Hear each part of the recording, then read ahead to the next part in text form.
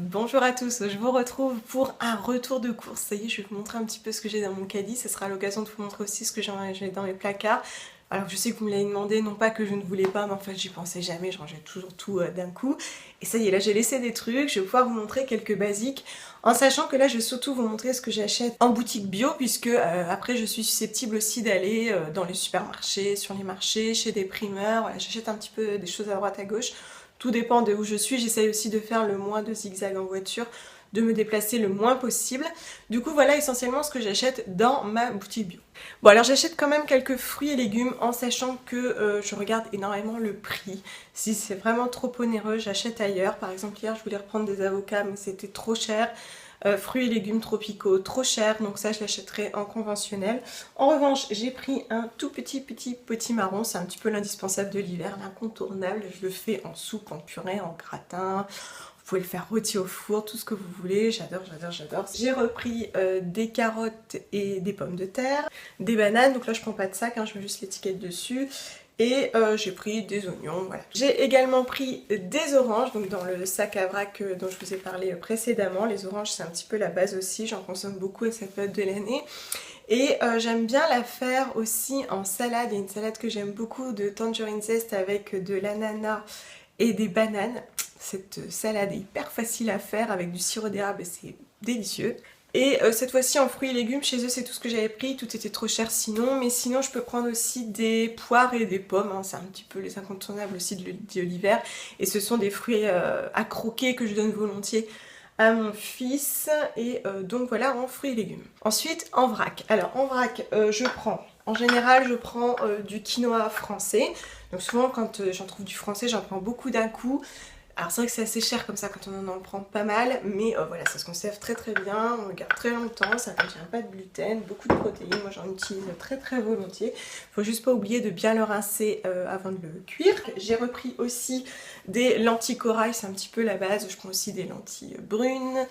Non, ça ce sont des lentilles vertes, j'ai aussi des lentilles brunes là-bas. J'ai toujours des lentilles, c'est un petit peu la légumineuse incontournable en tout cas. Moi j'en consomme beaucoup évidemment pour les protéines, parce que aussi j'aime beaucoup ça, mon fils aussi. J'en mets un petit peu partout, je fais très souvent des dalles de lentilles. Ce que je fais aussi des fois, j'en mets dans mes soupes. Et je peux aussi en mettre, si par exemple je fais un curry de légumes, je peux ajouter voilà, 2 cuillères à soupe au passage pour ajouter des protéines. J'ai repris des pépites de chocolat noir, donc qui ne contiennent pas de lait, qui sont très bien. C'est toujours un petit peu onéreux, mais c'est un petit peu moins cher en vrac. Encore une bonne raison de prendre du vrac. Et puis voilà, je fais beaucoup de pâtisserie. J'ai également repris des raisins secs, du rapadura. Ça c'est aussi la base, j'utilise en sucrant, j'utilise soit du rapadura, soit du sirop d'érable, voilà. Et des fois j'achète un sucre non raffiné blond, parce que mon mari n'aime pas trop celui-ci quand c'est pour sucrer comme ça. Mais sinon moi c'est rapadura et sirop d'érable, donc là pour 520 grammes j'en ai pour 2,34 €, ça va encore. Le sirop d'érable bio aussi est assez onéreux.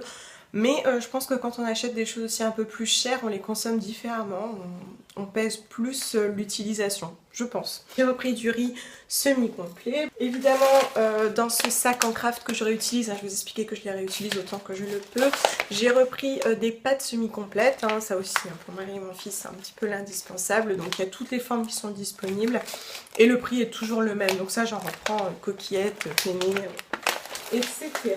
Voilà, cette fois-ci la farine je ne l'ai pas prise en vrac parce qu'elle était plus chère. Du coup à défaut j'ai pris un très gros conditionnement, enfin très gros, j'ai déjà pris des plus gros que ça. Un gros conditionnement de 5 kg de farine type 65 bio qui est française. Donc soit je la prends ici, soit je la prends à la ruche qui dit oui, parce qu'on peut avoir une farine locale. Donc là j'ai pris une farine de blé, mais aussi en gros conditionnement je prends volontiers des farines d'épeautre. Ou bien des fois j'achète des petits mélanges comme ça. Ce genre de choses, en fait c'est fabriqué par, c'est produit par Etikable. Et là vous voyez c'est un mélange blé et épeautre. J'essaye de réduire un peu le gluten, du coup j'utilise volontiers de l'épeautre. Et sur ces paquets là, j'utilise plus ce genre de farine quand je fais des choses pour plusieurs personnes, etc. Enfin bref, je varie énormément les farines. Toujours est-il que là donc j'ai pris ce gros conditionnement qui m'a coûté 7 € je crois. En tout cas je favorise toujours les gros conditionnements, que ce soit pour l'emballage ou pour le prix au kilo. Ensuite en biscuits, j'ai pris pour mon fils Donc je prends souvent ces biscuits là, mais il me semble que je vous l'avais déjà dit. Les Purales, donc j'aime beaucoup moi ceux à la vanille, mais ils existent aussi à la crème de cacao et en fait ils sont bio et vegan. Il y a un logo vegan je crois d'ailleurs. Ouais, il est là. Donc ils sont véganes et ils sont plutôt sympas. La seule chose c'est qu'on a de la graisse de palme. Bon, non hydrogénée, mais c'est quand même de l'huile de palme. Sinon voilà, ils sont véganes et ils sont très bons. Moi j'aime beaucoup ceux à la vanille. Et ils sont pas emballés individuellement, donc je prends souvent ceux-ci. Puis mon fils les mange volontiers, je les trouve bien croustillants, ils sont juste bien. Et sinon, bah, un basique, un indispensable, un incontournable, tellement connu maintenant d'ailleurs. Ce sont les biscuits du Moulin du Pivert qui sont en revanche emballés individuellement, donc par deux, qui sont vegan mais aussi sans huile de palme. Mon fils les aime vraiment beaucoup, d'ailleurs il dit aux gens qu'ils sont fourrés au Nutella. Ils sont tellement bons, donc ça j'en reprends tout le temps. D'ailleurs j'ai l'impression qu'ils sont augmentés un petit peu, je suis pas sûre mais... J'ai quand même l'impression. Pour moi, j'ai repris du pain des fleurs. Bon, maintenant c'est très connu, c'est sans gluten, et voilà, c'est très bien. J'ai repris des levures, donc bon, j'ai retiré du paquet. Je prends toujours des levures sans phosphate, donc soit celle-ci qui est sans gluten. L'essentiel c'est qu'elle soit sans phosphate. Je prends toujours plus ou moins les mêmes et ça fonctionne très bien. En frais, je prends toujours du Vita Coco, depuis sa sortie quasiment. Je suis sur le Vita Coco que j'utilise pour faire mes tartines le matin au petit déjeuner. Je l'utilise aussi pour faire les sablés et certains cookies, c'est parfait, c'est délicieux. Alors ça sent un petit peu la noix de coco et du coup ça peut aussi avoir un peu le goût dans la pâtisserie en question, mais c'est pas trop fort, c'est hyper agréable et ça s'associe très bien à la confiture de fraises sur les tartines. Moi j'aime vraiment beaucoup. J'ai repris du sojami, donc ça je vous en avais déjà parlé, de ces tartinades salées pour remplacer le fromage, j'adore. Donc ça c'est celui aux noix, donc souvent je tartine et dessus je mets des cranberries, c'est trop bon, c'est délicieux. Alors je consomme pas énormément de soja, déjà parce que en fait je veux pas en donner trop à mon fils et parce qu'en plus je ne le digère pas très bien, sans doute à cause de ma colopathie. Mais voilà, en ponctuel j'aime bien prendre ce genre de choses qui est donc vegan et aussi source d'oméga 3. Tiens, parlons de ça. L'une d'entre vous m'avait dit mais comment tu fais pour les oméga 3? En fait il y en a dans les graines, dans les huiles végétales et aussi dans ce genre de produits, d'ailleurs c'est revendiqué. Donc pas d'inquiétude, j'ai ma source d'oméga 3. Et puis je prends, mais en fait c'est pas du frais, je suis en train de me dire, en fait c'est au rayon du lait, etc. Je prends aussi des sojades, mais ça c'est pareil, je vous avais déjà parlé de ces petits berlingots qui existent au chocolat et à la vanille, qui sont véganes et qui sont hyper bons. Honnêtement, je trouve que c'est délicieux. On ne sent pas le soja parce que dans certains produits façon lactée au soja, on peut sentir le goût du soja.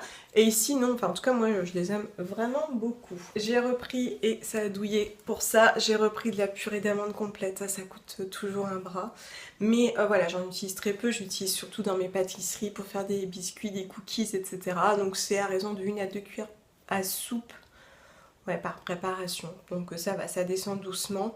C'est vrai que ça fait partie de ces produits un petit peu onéreux, mais bon voilà, on n'en achète pas tous les mois non plus. Je me suis repris, donc cette fois-ci j'ai pris du Nutébon. Soit je prends la Nuté Plus, soit je prends celle-ci, qui est vegan et bio, que j'aime beaucoup, et sans huile de palme. Bon par contre l'huile de palme est remplacée par l'huile de copra. C'est pas forcément la plus noble, mais voilà, moi j'aime bien cette pâte à tartiner. Je pense quand même que je préfère la Nuté Plus, hein, pour être honnête. Mais parmi mes pâtes à tartiner vegan, ce sont celles-ci mes favorites à ce jour. Je devais reprendre du vinaigre. Alors normalement le vinaigre, je prends chez Talent de Ferme, voilà, pas très loin d'ici, puisque ce sont que des produits locaux, etc. Je vais vous montrer, je pense, en fait. Je prends genre ça. Et bon là, on pouvait pas s'y rendre, donc c'est labellisé Nature et Progrès. On pouvait pas s'y rendre, etc. Du coup, à défaut, j'ai pris ça. Alors je le trouve un petit peu trop clair et limpide, ça m'a pas rassurée curieusement. Je sais pas ce que ça vaut, mais bon, c'est labellisé Déméter. Bon, du coup, j'ai pris celui-là. On verra bien. Ah si, j'oublie un truc. Je devais être trop honteuse. J'ai pris du chocolat vegan Rapunzel dont je vous ai déjà parlé également. Donc j'ai pris le praliné qui est vraiment délicieux et qui se rapproche énormément du conventionnel. Et celui-ci que j'avais jamais goûté, qui est au lait de riz, qui est également vegan. On a les labels vegan au dos, que j'aime vraiment beaucoup. Je préfère que mon fils mange ça. Maintenant voilà, on peut avoir des produits conventionnels ici, on en mange, surtout mon fils et mon mari. Mais pour moi en tout cas je préfère ça et mon fils les mange toujours volontiers. Et voilà, je suis très contente. Et puis ils font pas partie des plus onéreux. Honnêtement ça va, le prix de ces chocolats-ci est plutôt correct et éthique aussi. Et sinon quand je vais en grande surface, je prends ceux de Etikable dont je vous ai parlé, notamment le noir au quinoa. Délicieux. Donc voilà, j'ai fait le tour de ce que j'avais pris hier. J'ai hésité à prendre du sel d'Himalaya parce que je pense qu'on va passer... Ah bah justement, vous me demandiez aussi. Actuellement, nous sommes sur un sel bio, comme ça. C'est pratique d'être dans sa cuisine. Je prends ce genre de sel, vous voyez, avec des herbes, des aromates, etc. Mais là, je pense qu'on va passer sur le sel d'Himalaya qui semblerait quand même plus sain. Donc hier, j'en ai pas pris parce que là, il m'en reste encore. Mais je pense qu'on va passer sur ça. Et voilà ce que je peux prendre ensuite en boutique bio. Des fois j'achète en vrac du chocolat noir pâtissier. C'est là-bas que j'achète ma poudre de caroube, ma poudre de cacao non sucrée. En gros voilà, ça vous donne un petit peu une idée des courses que je peux faire toutes les semaines, ou en tout cas régulièrement. J'espère que ça vous aura été utile. Si vous avez des questions, bien entendu, n'hésitez pas. J'essaierai de vous mettre un petit peu les magasins que je fréquente, les adresses, que vous puissiez voir un petit peu. N'hésitez pas à me dire si vous voudriez voir d'autres choses, mais c'était aussi une manière un peu de vous montrer ce qu'il y a dans mon caddie et de répondre à vos interrogations. Voilà, j'espère que vous allez toutes et tous très très bien. Je vous dis à très bientôt. Bye!